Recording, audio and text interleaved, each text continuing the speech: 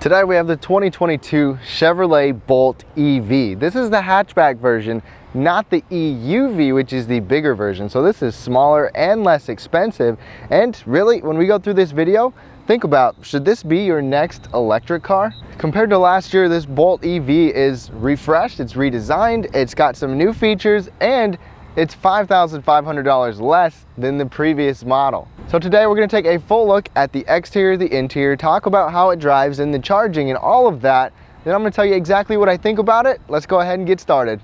Real quick before we get started, my name is Nolan. I do reviews like this every single week, so if you want to see more, be sure to subscribe down below. But also a huge thank you and shout out to Britain Chevrolet Cadillac in Greenville, Texas. They were super generous to let me take this Bolt out as soon as they got it and let me show you guys. If you're in the DFW area, please be sure to check them out. I'll put all their information in the description below. All right, y'all, let's take a look at the exterior here. So we have the Bolt EV 1LT. There's the 1LT and the 2LT, and I'm gonna tell you all about the features on both of them. And starting right up front, first of all, you'll notice you don't have an opening for a grille because we don't need one because it's electric. But what do you think of this front end? It is revised all around compared to the last years of the Bolt.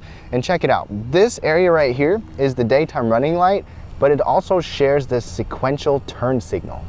I like this sequential turn signal. It's definitely unique, not something you always see. And then you actually have LED headlights standard on both models, and I believe it was HID last time, but now you've got full LED headlights up front. And this super bright blue paint is exactly what it is. It's called Bright Blue Metallic. It's a $400 optional paint. And if you're gonna go for a little funky electric car like this, you might as well go for a funky paint like this too. I think it looks pretty good. But with the redesign, it's a little more sleek, a little more modern. What do you guys think? Leave your comments down below. And as we take a look at the wheels on electric cars aren't always fancy because they're meant to be efficient. But these have the optional wheels. These are the optional 17-inch wheels with those inserts. These wheels will be standard on the 2LT, but they're optional here, and we actually get Michelin self-sealing tires, and I'll tell you why that's important later. It doesn't matter what your paint color is, you're gonna get these black capped mirrors with the chrome trim, and they work because you have this black running from the headlight all the way back to the mirror. And it's got a similar design to the last generation of, or the last year of the Bolt EV. Kind of have the same side profile. It's definitely a small car with dimensions at only 163 inches, so it's very compact, but it's got a lot more space inside than you would expect. And coming to the back, you've got this badging right here that looks pretty cool. Bolt EV with the little electric bolt in there. You've got LED taillights, and these are some unique looking taillights, plus the LED signal separated from the taillight down below. And of course, you don't have any exhaust outlets or anything like that because you don't need them. All right, now let's take a look at the cargo area, and this is where this car might actually surprise you. There's a little touchpad under here, and then you can lift and it'll kind of pop itself up on its own. And behind the second row, or behind these seats, there's not a ton of space, but wait till we fold them down. There's about 16 cubic feet right here. There is a cargo light over there, which is good to see. Of course, you've also got this cover because we have the hatchback, but also check this out. This is a false floor. So you can take this thing completely out. You can have it there. You can even put it back here if you want to like separate some stuff or just leave it up. This is where the charging cord is. You can put that wherever you want, carry it with you if you want to. So when you get rid of that false floor, you've got a lot of covered storage, or you have a much taller area that you can store some stuff. And remember when I told you that these are self-sealing tires from Michelin if you get a puncture? That's important because you don't get a spare tire. This is a tire inflator kit, which was actually installed by the dealer as an option. I would definitely recommend having a kit like this just in case you get a flat tire because you don't get a spare tire on any Bolts. Just for reference, there's my backpack there. So you can fit some suitcases, but it's definitely a little tight in the second area. And to fold the seats down, you come to the second row. It's a 40-60 split. And then it is actually fairly flat, and this gives you much more space. 57 cubic feet of space, especially when you take out that floor.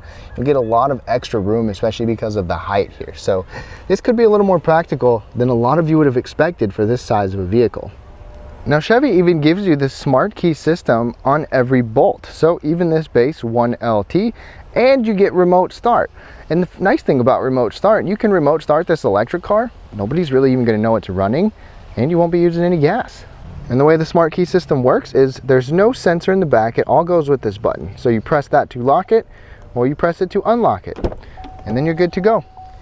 Now let's take a look at these front seats and go ahead and hop inside.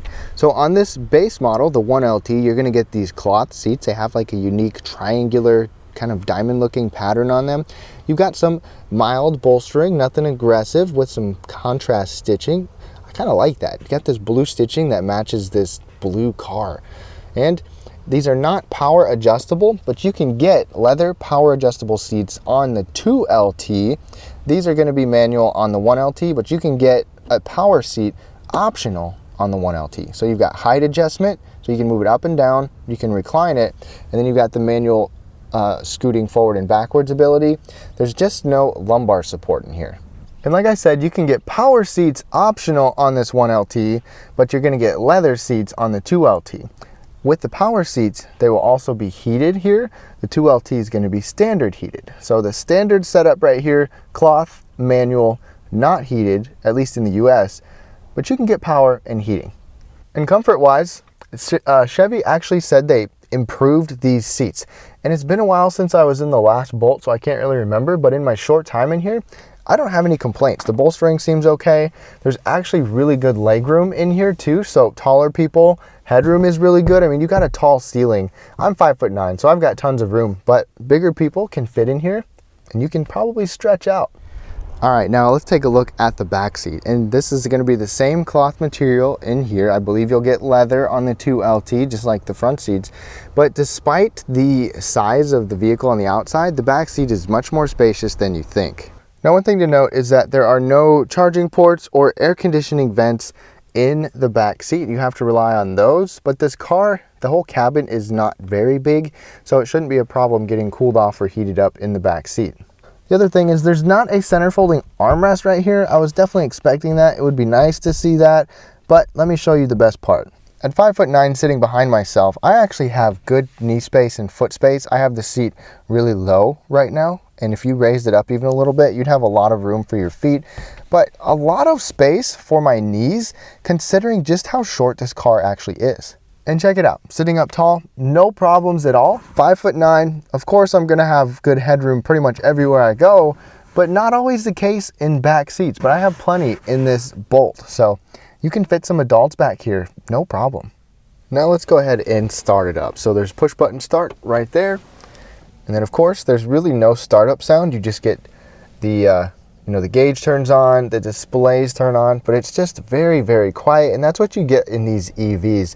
And for this 2022 model, the interior is redone a little bit. It definitely still resembles the last year, but it's a little bit more modern, and Chevy wanted it to still be a good layout and just nicer overall. And real quick, just a quick note on the interior. We have the optional driver confidence package, which is available on this LT, standard on the 2LT, and it gives us the blind spot indicators with the lane change alert, rear parking sensors, and rear cross traffic alert. So when you're backing up and somebody's crossing, you're going to drive behind you, it'll let you know. That's an option, and we have it on this model. This will not come with adaptive cruise control, but the 2LT model will come standard with adaptive cruise control. If you want the super cruise, the best technology cruise control, autonomous type driving, you can get that on the Bolt EUV, the utility vehicle. Okay, so right in front of us, we actually get kind of a flat bottom steering wheel. This looks nice, it feels nice. It is not leather wrapped on this 1LT, but it will be a heated leather wrapped steering wheel on the 2LT. At least in the US. And I think it just looks good. The controls are very similar to other GM models with the way that they are laid out. Very simple and easy to use. And you even have, we'll go through this in the test drive, but this is for on-demand regenerative braking. So I'll show you how to use that and when you might want to use that to help charge your battery while you're driving. And then over on the door, you've kind of got a unique style with this little swoop that comes down to match the outside body. You have nice materials up here. This is actually all soft. You have a cloth material on your armrest. There's not a lot of padding, but it's still a decent place to rest your arm. Good grab handle, and then one automatic one-touch window. And down here, there's actually a lot of storage. And as you can see, my big tall bottle fits in there perfect. All of your light controls for your exterior and your interior lighting is right here. And then check this out right in front of us. We get this digital cluster in front of us. This is similar to the 2020 models, but it gives you quite a bit of information. So as you can see, you have the digital speedometer in the middle. You've got your trip, or not your trip, but your range on the left, the minimum that it thinks you can get and the maximum that it thinks you can get on your current charge. And then on the right, it's kind of like an instantaneous fuel economy on how much power you're actually using at one time. And then using your steering wheel, you can scroll through different information and you can choose different information that you want to see right here as well. So if I go ahead and use the steering wheel, you can see audio, navigation, phone controls. There's a lot that you can do. You can even lightly change the layout from modern to enhanced. I like enhanced because on the right you can see a little bit more of how much power you're actually using and the full range of what is available for your actual driving range. And then you go down to settings, and like I said, there's still quite a bit that you can change and customize on here, and there's still a lot of available good information. Now coming over here, this again is still kind of similar to the 2020 model, but check it out. You have wireless Apple CarPlay and Android Auto. That wireless CarPlay and Android Auto is standard on both the base LT and the 2LT. You can plug in down there to actually get your stuff started, but once you have it going, you can do wireless just like every time you get in the car, which works great. And if we want to just get back to the main menu, you do have a home button over there. You have a volume knob. This scrolling knob is good because you don't even have to touch the screen. You can move this around. So let's go up to energy, select, and you can see some charging information. When you actually have it plugged in your charging, you can see what time it will be done depending on which charging cable you're using. If we go over to energy, this will show you basically the state of your battery when you're driving. You can even see this as well if you want to. You can see what has impacted your range, so you can definitely improve and get better at your range as you get used to driving the car. But just like typical GM and Chevrolet, you have the same system right here. Audio, all the necessary controls that you need to be able to customize different settings. So there's a lot of different things you can customize as well. This does have the teen driver, which gives you a bunch of information on if you want, if your teenager is driving the car, it'll allow you to set restrictions and things like that. But overall, the screen is really large.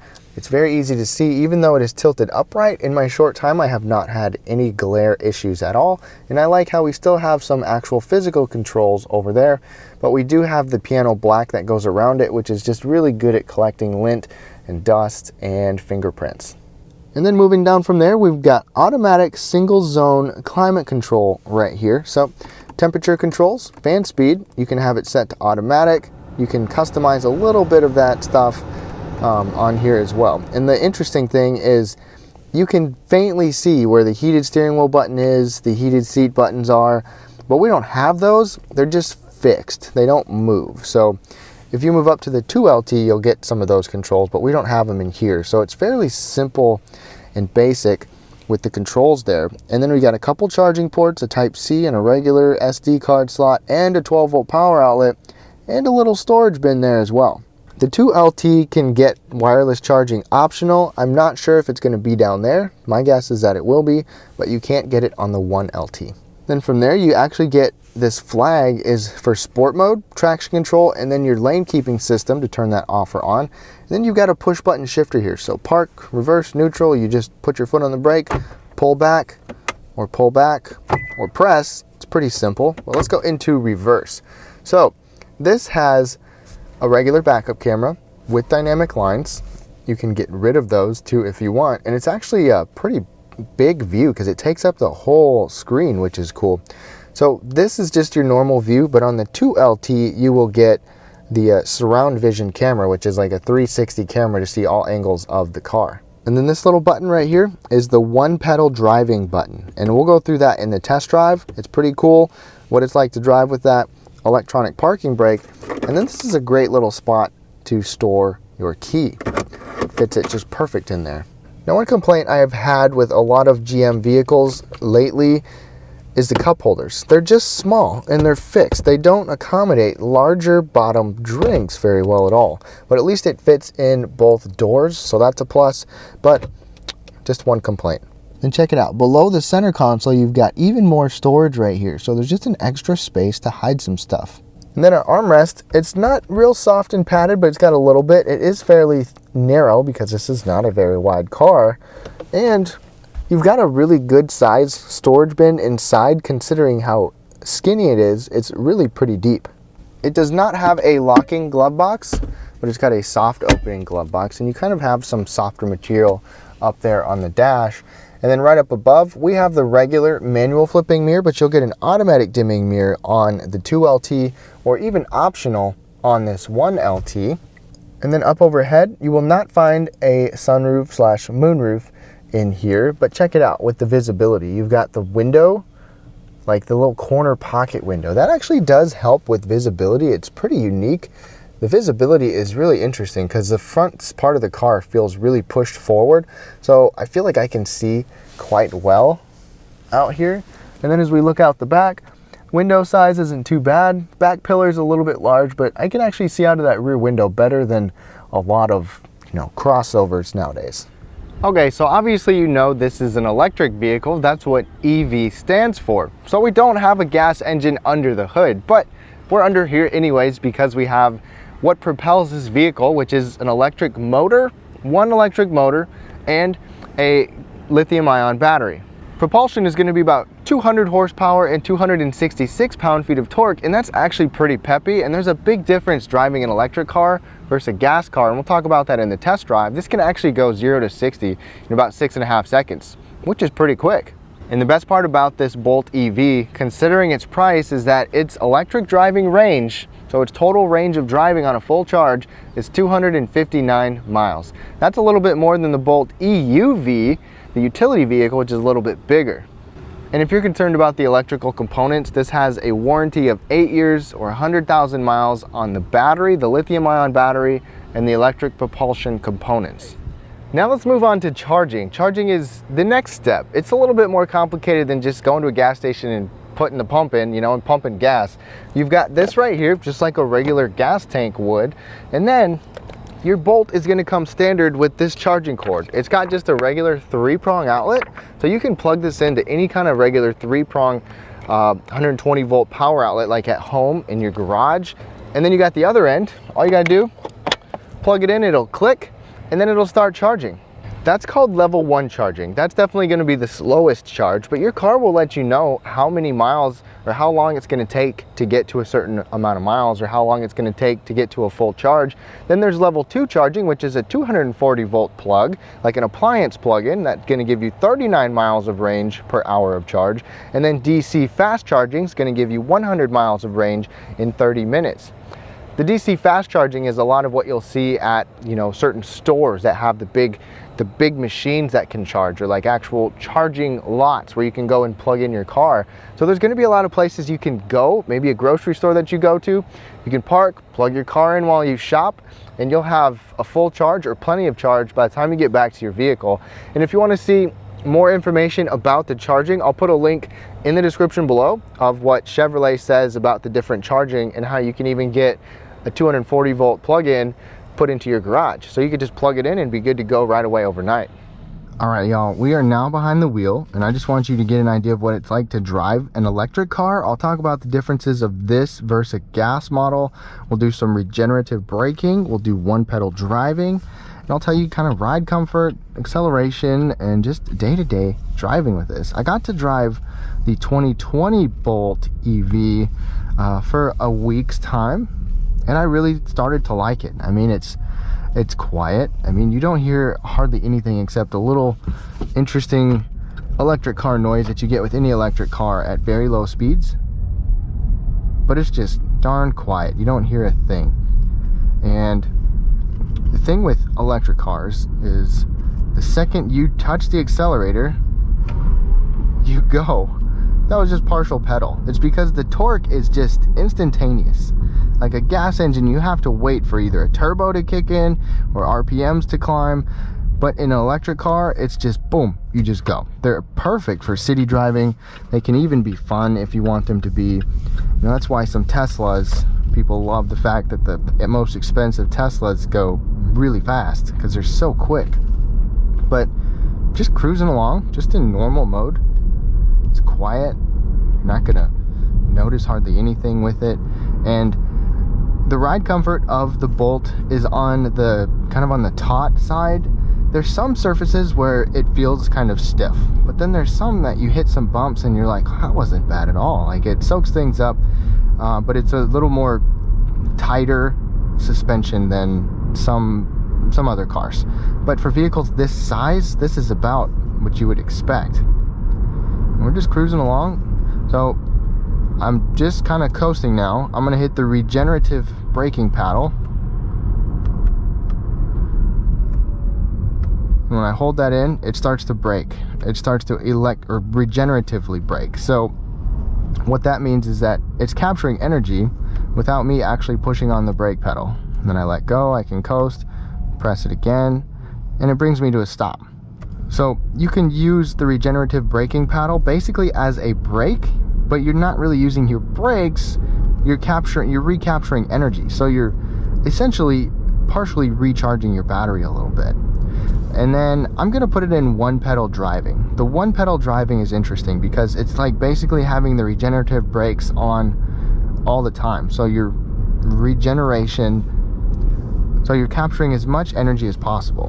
Just push that button. Without pushing on the brake, it is slowing me way down to where you essentially could probably drive this car most of the time without touching the brake pedal. So I'm on the accelerator, start to let off the accelerator, and it's braking for me. I'm not touching the brake pedal at all. So something that definitely takes a little bit of getting used to.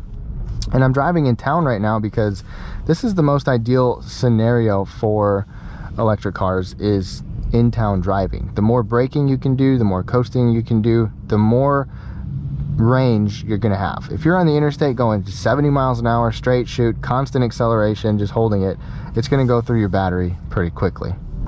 And then if we get on it a little bit, whoop, jeez, that's one thing about this. It's only front wheel drive. And you can definitely, I wish it was all wheel drive just because the torque is so crazy on these cars that it's you know, you can spin the wheels really easily. But one pedal driving still, just cruising through town, and I'm gonna, well, there's a car behind me now, so I'm not gonna do it. But if I let off the accelerator, here we go, it starts slowing me down automatically, and it shows a regen symbol down there, and it shows your power usage goes into the green. So it shows that you're recapturing that energy. So it's definitely something you have to experience to really kind of understand what I'm talking about. And another thing you can look at when you're driving, you know, with gas cars, you have miles per gallon. With the electric cars, your battery is kind of a way to look at like your gas tank. Your battery has 65 kilowatt hours available, and you can see how many miles you can get per kilowatt hour. So you can just multiply them and see what your range is based off what you're getting in real time. Now I'm going to take it out of one pedal mode, so we're just in normal mode now, and I'll probably put it in sport mode for just a second up here. Acceleration is so smooth and so seamless in these electric cars.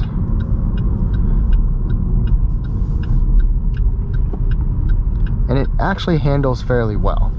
Now, got it in sport mode, and if I floored it, we would probably spin out a little bit, but I mean, just partial acceleration, it just pulls and gets you up to speed so fast. And one thing I want to make a note of in this Bolt is that you actually sit up a little higher than you'd probably expect compared to, for example, like a Tesla sedan, you know, the Model 3 kind of thing. So it's a little bit higher, feels a little bit more upright, and I kind of like that aspect about it. And as far as road noise, I have decibel ratings on the former Bolt EV. I can't remember how good those were. I don't have any on this one, but I pulled into a parking lot and there was a big mower, somebody mowing not far over there, and I didn't even know they were mowing until I rolled the window down. So it definitely blocks out some sound. I can hear some, you're gonna hear some road noise, but it's definitely not bad. But let's go ahead and wrap things up on this Bolt EV. So to wrap things up on this 2022 Chevrolet Bolt EV, It's an affordable electric car. When you look at all the electric cars and you look at the range, this has good range, it's low priced, it's got a lot more space inside than you would think, and some features that some of you might really appreciate, especially when you get to the 2LT model.